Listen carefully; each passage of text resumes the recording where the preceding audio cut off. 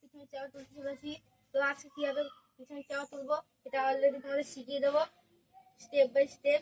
এইটুকু এইটুকু তারপরে রোলিং উঠবে, এটা আমি আপনাদের শিখিয়ে দেবো। তো কিভাবে করবো আমি বলে দিচ্ছি। তার জন্য ব্রেক দরকার, ব্রেক ভালো দরকার, তারপরে হাইড্রোলিক দরকার, কারণ হাইড্রোলিক এরকম প্রেস করে পিছনের চাকা উঠবে, তাই হাইড্রোলিক দরকার। আর তার সঙ্গে ব্রেক ভালো দরকার। তো আমি এখন পিছনের চাকা তুলতে কিভাবে করতে হয়, প্রথমে ব্রেক নিয়ে হাসি যা করে একদম এরকম করতে হয়। তো প্রথমে তোমাদের এইটুকু উঠাতে হবে।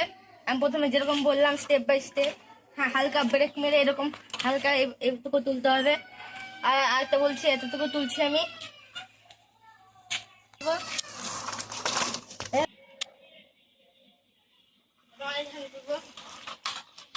আপনাদের বলে দিয়েছি এতখানি তুলবো। তো আপনাদের শিখিয়ে দিচ্ছি কিভাবে দোলে। প্রথমে ব্রেকটা মারতে হবে। আপনারা এরকম করে করতে পারেন বা এরকম করেও করতে পারেন। এরকম করে ভালো হয়।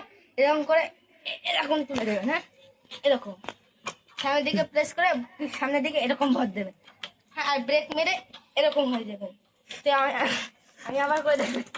তো তো আমি অনেকটা আস্তেও করা যায়, আস্তেও করা যায়, আবার জোরসেও করা যায়।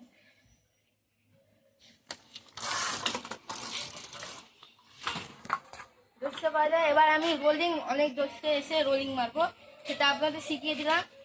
তোমরা চেষ্টা করবেন এই ভিডিওটা দেখে জোরসে করে রোলিং করতে হয়। আপনারা শিখে গেলে তার জন্য লাইক, কমেন্ট, শেয়ার সব করবেন। তো টাটা, আজকের জন্য বাই বাই।